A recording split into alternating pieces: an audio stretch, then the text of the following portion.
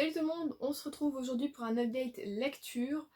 On va pas se mentir, c'est plus les lectures du mois de juin que je vais vous présenter aujourd'hui. Parce que depuis juillet, à part des mangas, j'ai réussi à finir aucun bouquin. Parce que j'ai pas encore réussi à trouver le rythme avec le boulot. Ouais, je galère un peu. J'avoue, il y a beaucoup de fatigue, soit physique ou plutôt aussi mentale, puisque je bosse avec des enfants, donc ah, tu sais, des fois j'ai pas forcément envie de me plonger dans un bouquin en revenant du boulot. Mais bon, j'ai repris un petit rythme, même si je lis que des mangas, je trouve que c'est déjà mieux. Donc je vais déjà vous les présenter également, les mangas que j'ai lus quand même depuis le début du mois. Du coup, si vous n'êtes pas trop intéressé par les mangas, je vais les mettre à la fin. Et on va commencer par les livres, comme ça tout le monde est content. Je vous mettrai un petit timecode si vous voulez pour aller voir les bouquins, hein, ce sera mieux. On commence donc par un bouquin que j'ai adoré, mais adoré, adoré. Il s'agit de Un été pour tout changer à Vert Cottage de Lucy Daniels et c'est aux éditions Prisma. Putain, ce bouquin, ça m'a donné une bouffée d'air frais, d'air pur, de... Ah, ouais, franchement, j'ai vraiment beaucoup aimé. Donc ici on est avec Mandy qui vit de base à Leeds avec... Enfin pas vraiment avec son copain, elle est avec quelqu'un qui travaille avec elle dans une clinique vétérinaire, mais ils vivent pas ensemble.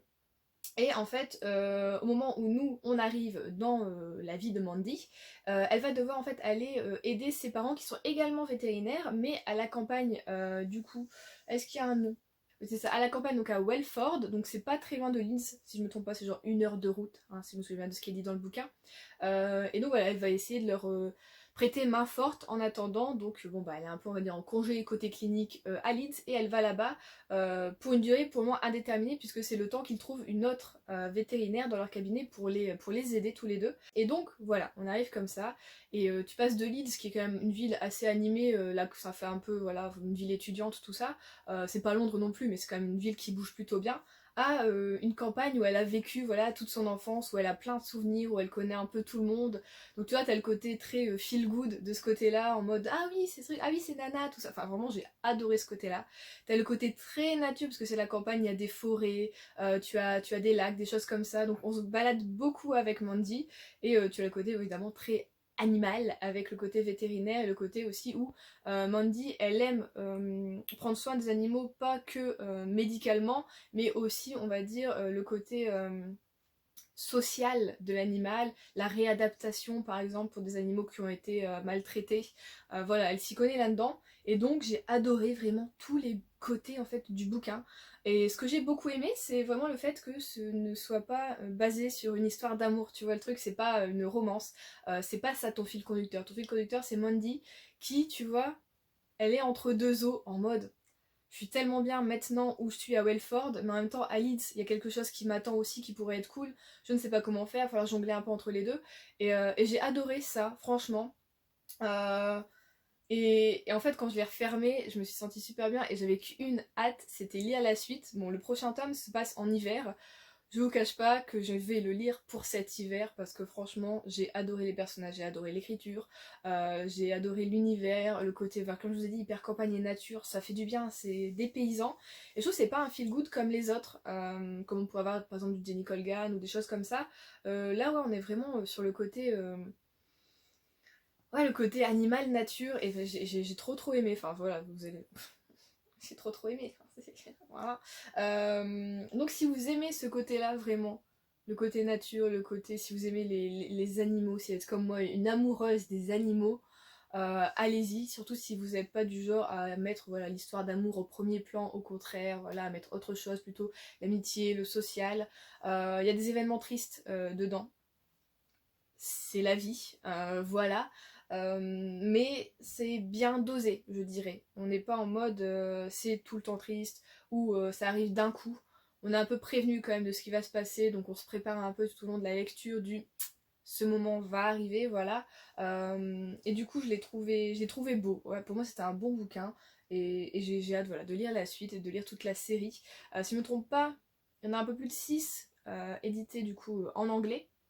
Nous, pour le moment, on en a 3 ou on arrive au quatrième, je ne sais plus, mais en tout cas, Après celui-ci c'est l'hiver, ensuite c'est le printemps, et après je ne sais plus, ma mémoire, et piou, je regarderai ça. Mais donc voilà, pour moi ça a été un coup de cœur vraiment ce bouquin. J'ai trop aimé. Ensuite on continue avec les bouquins avec le tome 1 de La Déclaration de Gemma Mallet aux éditions Helium. Un petit peu arqué ici, qu'est-ce que j'ai fait avec? Je ne sais pas. Donc là on est sur une dystopie. Donc ça faisait super longtemps que j'avais pas lu de dystopie. Et ça m'a fait plonger un petit peu tout doucement. On n'est pas dans un univers très complexe, donc ça c'est plutôt cool. Puisqu'en plus ce sont des petits bouquins, on est à moins de 400 pages. On est à combien de pages? Ouais, on est à 214 pages pour le tome 1, les deux autres sont un petit peu plus gros. Mais voilà, ça n'empêche pas de bien mettre l'univers en place, en tout cas pour une dystopie. Nous sommes donc dans le futur, en Angleterre, en 2114, et nous sommes avec Anna, qui est une adolescente de 14-15 ans, si je ne me trompe pas, et qui est donc considérée comme une surplus. En fait, c'est simple, il y a eu la déclaration qui a été signée il y a de ça quelques années, où les gens ont le droit, le pouvoir, voilà, d'être immortels, en prenant voilà, une molécule voilà, que les scientifiques ont trouvée pour voilà, devenir immortel. Mais si tu prends cette pilule, tu dois signer la déclaration en t'engageant à ne pas faire d'enfants, parce que forcément si tout le monde devient immortel et on continue à faire des enfants, les ressources de la planète vont commencer à s'amenuire et ben on ne pourra plus survivre finalement. Donc voilà, les enfants sont interdits si tu prends la pilule d'immortalité. Évidemment, si tu ne l'as pas signée, là tu as le droit, mais tu vas du coup forcément mourir, tu ne seras pas immortel. Et donc voilà, ces enfants, des personnes qui ont signé la déclaration, mais qui ont quand même fait des enfants, et qui se sont fait choper par l'État, voilà, par le pays, et ben on met ces enfants dans des pensionnats et on les éduque en tant que surplus, et ils vont devenir du coup les domestiques des légaux, qui ont voilà un peu tous les droits sur eux, et les surplus voilà, doivent baisser les yeux et on fait les tâches et puis c'est tout, voilà. Donc Anna est dans ce pensionnat, elle va bientôt devoir partir en tant que domestique, jusqu'au jour où voilà, elle fait sa petite vie, elle apprend ses trucs, voilà, pour elle c'est normal, effectivement je suis une surplus, mes parents n'auraient pas dû me mettre au monde, enfin voilà. Elle est endoctrinée, elle est dans le truc, jusqu'au jour où Peter va arriver et un peu lui faire ouvrir les yeux, hein, voilà, avec un peu de mal, mais voilà. Ça va un petit peu changer les choses. Et écoutez, j'ai plutôt bien aimé, l'écriture est plutôt fluide, l'univers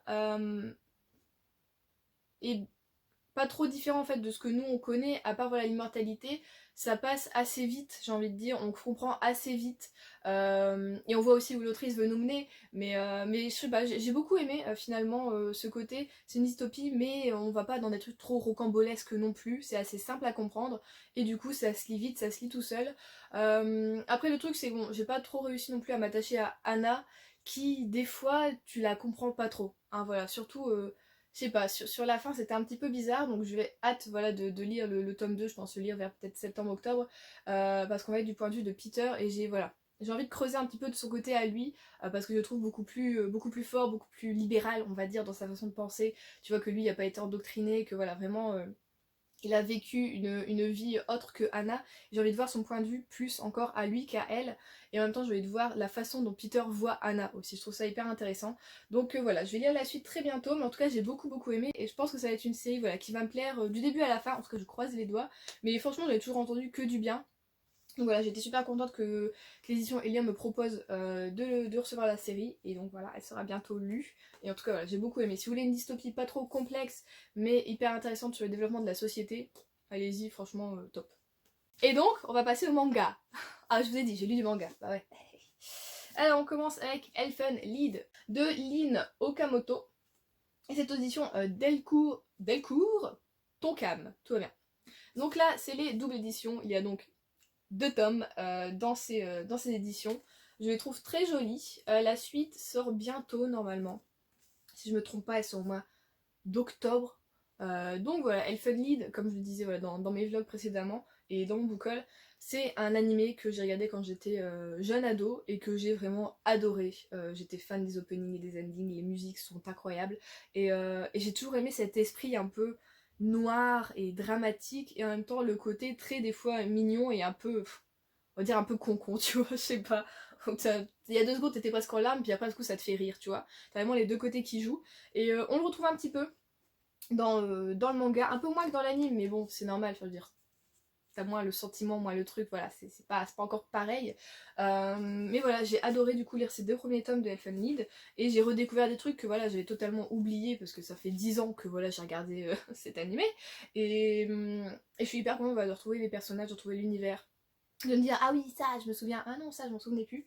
Mais bon, comme je disais durant mon vlog, les dessins sont un peu comment dire, ah bah la proportion n'est pas là du tout au niveau des corps des personnages. Tu peux avoir sur une planche le personnage hyper bien dessiné, hyper bien proportionné au niveau des bras, au niveau des jambes. Sur la planche d'à côté, il sera avec des jambes de 2 mètres et un corps de 50 cm, t'as l'impression. Donc bon, ça va être chaud de retrouver une image qui parle et en même temps qui spoile pas si vous voulez le lire, un de ces jours, on ne sait jamais. Mais bon voilà, c'est un manga, faut pas être dérangé par la violence, par le sang. Ah bah c'était celui-ci que je vous avais montré. Là on voit bien que par rapport à la porte, il est pas...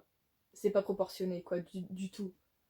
Donc il a des bras qui sont... Les avant-bras sont plus longs que ses... Enfin ça va pas du tout. Mais l'auteur le dit lui-même, voilà, dans son petit mot qu'il met au milieu, que voilà, c'est un manga qu'il avait réfléchi pendant pas mal de temps et qui voulait sortir, mais que bon, les dessins sont pas forcément très jolis, mais c'est l'histoire qui compte. Et il a raison, hein, tout à fait.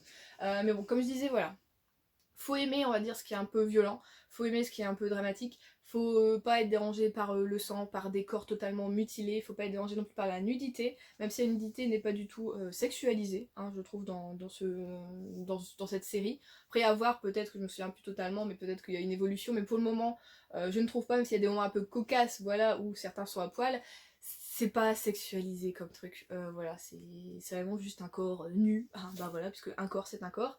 Voilà, on n'a pas de corps objet ou quoi que ce soit avec le corps de la femme qu'on peut avoir, merci, dans pas mal de mangas quand même, voilà, là tu l'as pas quand même. Et donc voilà, j'ai redécouvert des petites histoires, des petits trucs, donc j'ai adoré et j'ai hâte de lire la suite pour me ressouvenir encore, voilà. Enfin en tout cas ça m'a donné une bouffée de nostalgie incroyable et ça m'a fait du bien. On continue avec les mangas et avec un dernier tome de série, vous savez de quoi je vais parler. Il s'agit du tome 12 de Perfect World de Lie Aluga aux éditions Akata. Et ouais. Ça y est, au bout de, ça fait quoi? Ça va faire 4 ans je crois, ou 4 ou 5 ans que je lis cette série. Ah là là, moi ça va faire 4 ans je crois. Cette série, il y aura eu des hauts et des bas. Surtout sur le milieu, quelques bas, voilà, où j'avais même des fois hésité à l'arrêter.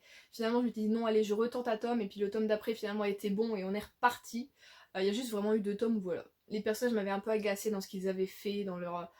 Je pense que si vous avez lu la série, vous savez de quoi je parle.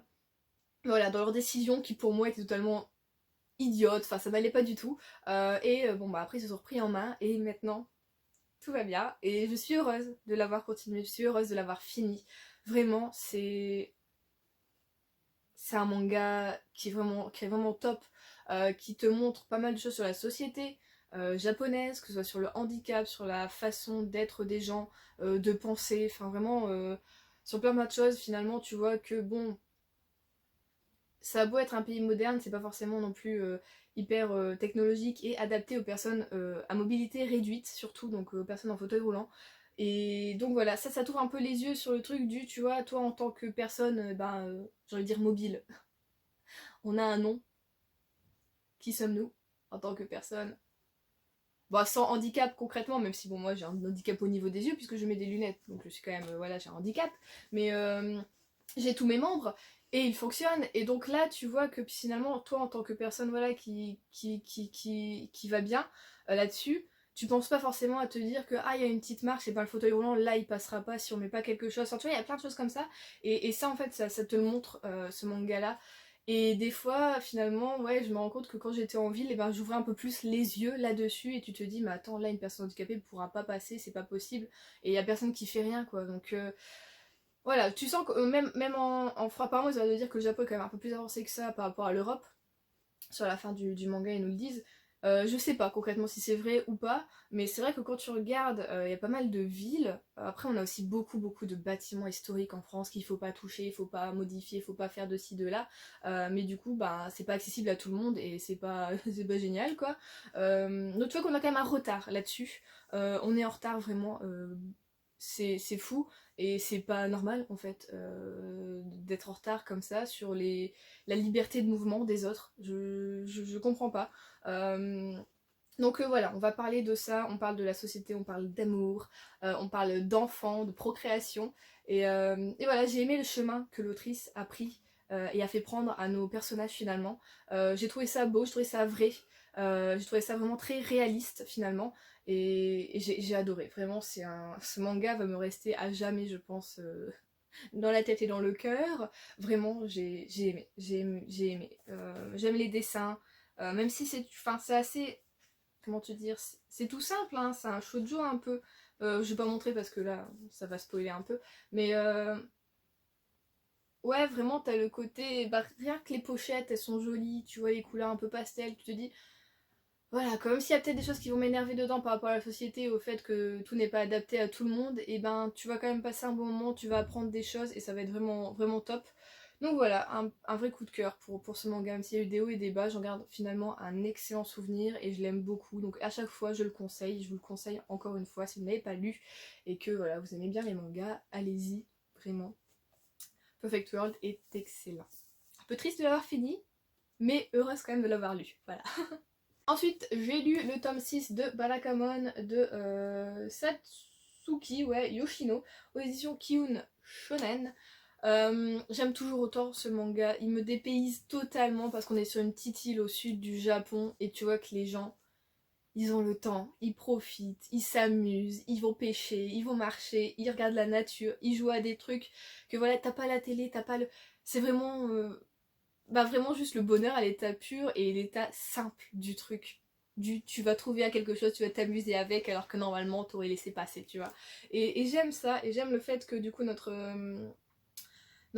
personnage voilà, principal s'adapte vraiment à ça et quand tu vois qu'il retourne sur Tokyo, bah finalement il y a le côté légèrement à dire campagnard qui ressort et qu'il a finalement acquis en quelques mois et qui va lui manquer, voilà. Donc j'ai aimé ce côté-là, voilà, dans ce tome-ci. Le seul souci que voilà, je pourrais donner, c'est, si vous m'avez suivi en vlog, vous le savez, il y a une grosse partie de planches qui ont été imprimées à l'envers. Au début, je savais pas trop comment lire, et finalement, bon, j'ai trouvé le système, et ouais, ben voilà, tu passes de ça à ça, quoi. Donc, et c'est pas comme ça qu'il faut le lire ensuite. Non, en fait, fallait que je reprenne à la fin de comment c'était retourné et que je le relise comme ça et que je revienne et que je reprenne comme ça. Donc, petite mésaventure, mais c'est pas grave, j'ai réussi à lire. Il manquait pas un morceau, j'ai envie de dire. Donc voilà, j'ai beaucoup aimé. Je crois que j'ai le tome 7. Oui, j'ai le tome 7 dans ma palle et donc il sera bientôt lu parce que j'adore lire ça au printemps et en été. Vraiment, bah, la commode, c'est. J'aime trop. Et j'espère ne pas m'en lasser parce que c'est quand même une grosse série finalement, il y a plus d'une vingtaine de tomes donc c'est pour ça que je prends mon temps. Vous savez, avec les mangas, même si c'est des grosses séries, moi j'aime prendre mon temps. Donc on va encore prendre son temps avec Balakamon pour l'apprécier jusqu'au bout. Et on finit avec ce que j'ai lu cette semaine. J'ai donc lu et continué Blue Exorcist de Kazue Kato aux éditions Kazé. Donc j'ai lu le tome 8 et pas plus tard qu'hier le tome 9. Dans ces tomes-ci, il y a beaucoup d'action. On est à la suite du coup du 7 où il s'était passé un gros truc. Voilà. Là, on va vraiment avancer dans le combat de cette chose, tout ça. C'est ce que j'aime quand même dans Blue Exorcist, c'est que, ok, des fois, t'as des combats, on va dire, des grosses situations avec des démons, des choses comme ça, qui vont se passer sur 2 tomes, mais en 2 tomes, tu vois, c'est quand même résolu. On n'est pas sur du Naruto, où des fois, dans un tome, t'as juste un combat, tu vois, et c'est pour ça que j'ai arrêté la série, parce que ça m'a saoulé au bout d'un moment. Là, non, on avance quand même assez rapidement, tu passes d'un truc, voilà, à l'autre, de façon assez fluide, et du coup, ça avance quand même assez rapidement, ça avance bien, et j'aime aussi le côté très, comment on peut dire, fraternelle, sociale qui peut se créer, puisqu'on a des groupes forcément qui sont à l'école d'exorcisme, et voilà, tu sens qu'il y a des amitiés qui se créent, et d'autres qui des fois se défont, mais j'aime ce côté vraiment un peu fraternité qu'il y a dedans, et entraide finalement qu'on peut avoir. Il n'y a pas que de la concurrence en fait dans le manga, donc ça j'aime beaucoup. T'as vraiment un côté entraide que je kiffe en fait là-dedans. Et bon bah t'as les combats, et c'est ce que j'aime aussi, c'est t'as un côté très sérieux avec les combats, genre je vais devoir faire ci, ça. Et t'as toujours la petite touche voilà, d'humour que tu vas avoir avec Lynn ou avec certains autres personnages que j'aime beaucoup. Et j'adore toujours autant voilà, les dessins qui sont, je trouve des fois très... très... Comment on pourrait dire? Je trouve pas mes mots. Pas minimaliste, mais au contraire justement qui sont très... ça joue sur les détails quoi, je veux dire on va te faire une citadelle, tu vas avoir vraiment tous les détails possibles, tu sens que ça n'a pas été bâclé en fait au niveau du travail, donc j'aime beaucoup. T'as aussi un beau côté de travail sur les ombres, sur l'action, sur vraiment les nuances de noir, de gris qui sont je trouve bien bien travaillées.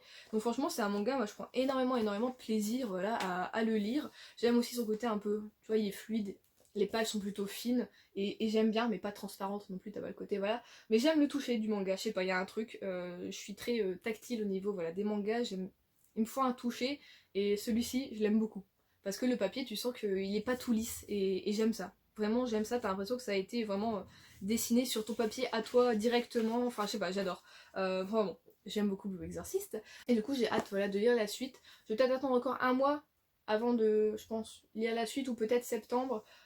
Parce que quand même voilà, c'est un manga que j'aime bien mais je veux pas trop en abuser parce que j'ai eu tendance à faire ça dans le passé, à lire beaucoup de tomes d'affilée sur des grosses séries et finalement je les finis pas parce que j'ai une sorte d'overdose des personnages, de l'humour ou de voilà certains running gags qui reviennent. Donc voilà, je préfère prendre mon temps même si là on est bientôt, je crois qu'on est sur une trentaine de tomes de sortie et qu'il n'est pas fini si je ne me trompe pas.